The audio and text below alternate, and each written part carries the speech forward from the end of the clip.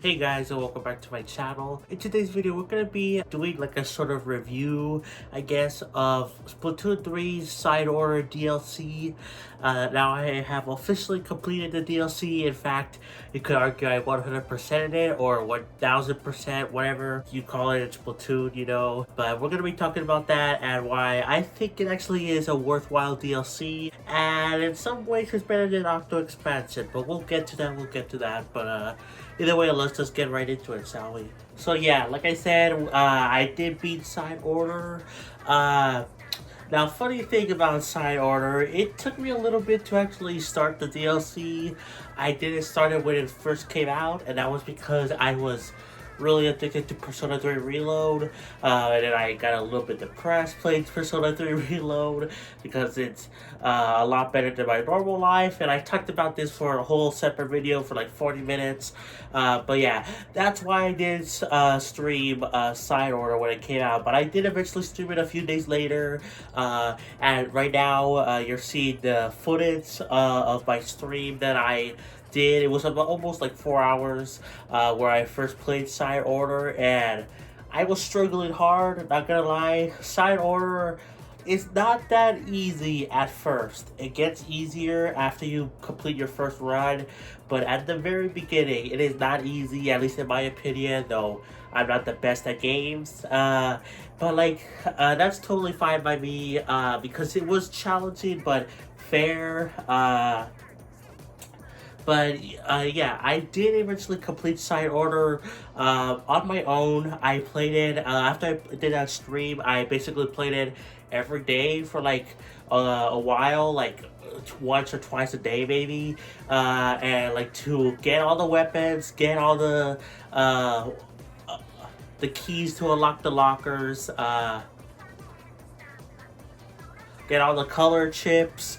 And then eventually after I did all that, I got all the items, all the, banners, stickers, things you could buy with the pearls, which is the currency you get after you complete every run. And after I did all that, I basically 100%ed the game. Now, I say basically because technically I didn't get everything, like if you, because you get like dialogue bubbles with Pearl, Marina, and Ak, I think that's how you say her name, Deadfist, whatever you want to say. But you get dialogue bubbles with all three of those characters for each color chip, and I don't have that. But honestly, that's really it. I don't really care about that. I got every other item. I got every other weapon. I got basically everything else. So I'm just gonna count it that I did everything. Maybe I'll go back to do that eventually, but for now, I'm totally fine with how it is now. And judging by the time I played of this game, I think, yeah, this DLC is very much worth it. I just want to talk about some of the things I loved about this DLC. Well, first of all, I really like the roguelite aspect. I don't know what's the difference really, but either way, I love what companies are doing nowadays, especially Nintendo with the roguelike genre. I'm just gonna say that for simplicity's sake. But yeah, they did that with Xenoblade 3, with the Gauntlet mode in its DLC, and that was really cool, really fun. They also did this for Kirby Fighters 2, which is cool. They have like a roguelike mode for the story mode. But even in the greater gaming companies at large, God of War, Valhalla did this, for its free update. Last of Us Part 2 Remastered had that like roguelite mode or whatever. So really, roguelites are taking over the gaming space, and I am all for it because they're actually really fun. Before I would thought that it wouldn't be fun, but I just love the way that you can get upgrades, and they stick with you. So even if you die, early on in a run, you still get something for your hard work, and then you can use that to make it better for the next run. And that's exactly what Side Order does. You get these pearls after you. They suggest that you get to at least level 5, because there's like 30 floors in the in a run, so they suggest you get to level 5 so you could get at least a decent amount of pearls and membucks, which membucks are used to buy the upgrades within the tower. But like any remaining bucks, I believe, and like other stuff gets converted into the pearls, like the color chips you have. But but yeah, then you could use those pearls to upgrade hacks, to increase lives, increase how fast you get armor, how many armor pieces you have, and then eventually when got all that, you can use the pearls to again get all the other items like the banners, gear for multiplayer, and I really like that gameplay loop. Because like it's just really fun to like see you growing better. Even if you don't do the best in a run, you still get improvements. You get more lives if you use those pearls, and that's really cool.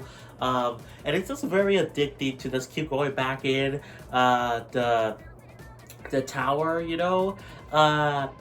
This is where it starts to get a little bit not great. For side order, I wish there was a little bit more variety in terms of the level design.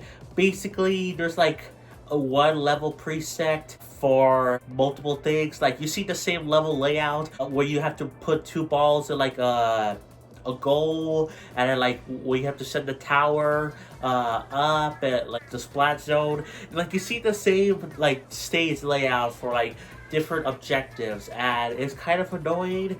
But what's weird is that there were some stages that I did not see often at all. Like there was one stage that reminded me a lot of Octo Expansion, where you had to roll the ball all the way to the end of a course, and like I only saw it towards the end of when I was about to finish side order, because it's like I think it's locked behind one of the easy stages, and I didn't really do the easy stages that much, at least early on anymore. I usually did easy stages towards the end of a run, because eventually they got into really hard stages and I wanted to do an easy stage. But like it's weird, and I don't even know what determines it. Maybe some weapons have at the very least a higher chance to get certain stages, but I don't know if that's true or they have exclusive stages. I don't know, but like there is some variety there. And like there's exclusive stages for like the hard or like the difficulty above hard. I can't remember what it is, but there's like a difficulty above hard that has its own unique set of stages that I only saw because I rarely did those stages because they're just really difficult. Eventually I was able to do them, but like even when I was able to do them, they still took like a really long time. Like I just know, I remember this one specifically where there's two splat zones that you have to get, and they're like across two opposite high towers, and you have to keep going back and forth on them, and it was so annoying. I think I was able to beat it the fastest in like 1 minute and 30 seconds, but usually it would take like the fastest for the longest time was like 2 minutes and 30 seconds, and the longest was like 5 minutes because they kept spawning enemies, and it just took forever. And that was because one time I got like that one with the danger tag, and side order has these things where you can have some levels have a danger tag, where that means there's enemy ink on the ground, or you can't use your drone at all, or you can't get items from enemies. It could be like one of those things. But sometimes you get a bonus tag, which could either be you get bonus chips for that stage only, or you get a bonus if you don't jump or you don't swim the ink or whatever. Which some of those are hard. Like how do you, and like I don't understand why this one with the bonus one, if you don't take damage. I don't like that one because of the fact that it's really inconsistent when you take damage from. Like stepping on ink makes you take damage or whatever, even if you don't get hit by anything. It's kind of weird, but yeah, it's a bit annoying. But overall, I like the mechanic, though I wish there were more unique stages here and there, because you kept seeing the same types of templates for the stages over and over again, unless you went out of your way to like get the really hard or even the really easy stages. But like even then, it wasn't always the case. You would still see some of the same stages even if you picked the really hard or the really easy stages. So Yeah, but another thing I liked about Side Order is just the fact that its story. Now, its story is not that noticeable, I guess, if you just do one run and that's it. Though, because I played this, I played Side Order multiple times, did multiple runs, you saw all the unique dialogue, and I love the dialogue. I love the characters. It was nice to see Pearl and Marina again. It was nice to be introduced to Ock, Deadfist, whatever, for the first time, because before she was just like a musical artist in like Splatoon 2, like a background character you didn't even know if you didn't pay attention, like even a little. She was very minor, but like she got a focus here, and that's really cool. And I really like the Order character, Small Luck. After you defeat him the first time, it's really funny. He's adorable but menacing at the same time, and I just really like the interactions between Pearl and Marina. Uh, Now, it's not confirmed in this DLC, but man, Nintendo really, really wants to hint that yes, they are together. Pearl and Marina are a couple, and I love that. You see that with the dialogue where constantly Marina says how cool Pearl is, and then Ock says like, "Oh, hey, thank goodness you're here." Like there's just so much sweet dialogue between them, and yeah, I just love it a lot. And that honestly made it worth it for me, even though yeah, the Octo Expansion had better story, I guess. This story was more contained to a digital world, which would have had effects within the outer world. In that if Small Luck Order did win, then he would trap everyone's minds within the digital world, and then he would take over the real world. So there was implications of the real world stuff, but overall this was really self-contained. And I don't really have a problem with it because in Splatoon 3's main story mode, they already said how that was the end for this current saga or whatever of Splatoon stuff. And like they were gonna be starting something new with like the next Splatoon game or whatever the next thing is. So I'm interested to see where that goes. But yeah, so Side Order was never going to be a continuation. It was going to be kind of its own thing. And I was totally fine with that because I just really cared about seeing Marina and Pearl again because I love them. I prefer Marina far more. Pearl, I did grow to like more. Though Pearl's outfit really sucks. I do not like her outfit. Marina's outfit actually looks really cool and cute. I mean, what? But I actually like her outfit. Pearl, God, I hate the oversized jacket, but at least you don't get to see her in it that much because she's a drone, and that form is actually surprisingly adorable. I like the drone form, so yeah, that's totally fine by me. But overall, what do I think of this DLC? Well, in case it wasn't obvious, I really love it. In fact, God, it's really hard.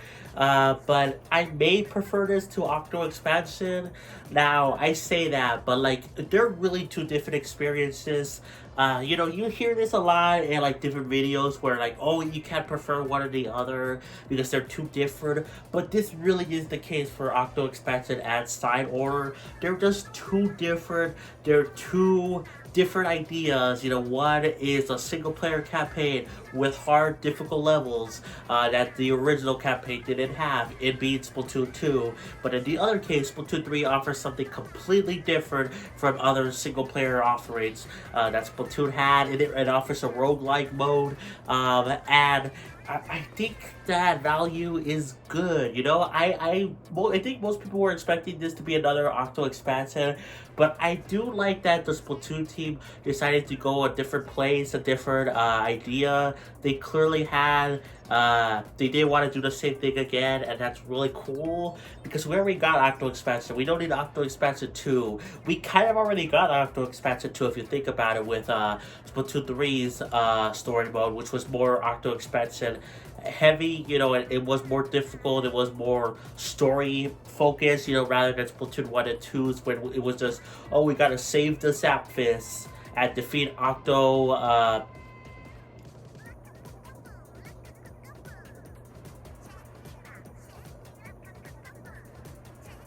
the Octo guy that I somehow forgot his name. Why did I forget his name? Either way, well, it was just a basic, simple thing, you know, with some light elements of other things here and there. Like Splatoon 2 had tried to save Callie, you know. Splatoon 1, it was like the backstory setting things up for the Splatoon universe. But overall, Splatoon 3's story mode was basically Octo Expansion, but like a little bit easier, but still challenging. So we didn't really need it again, and I think it's totally fine.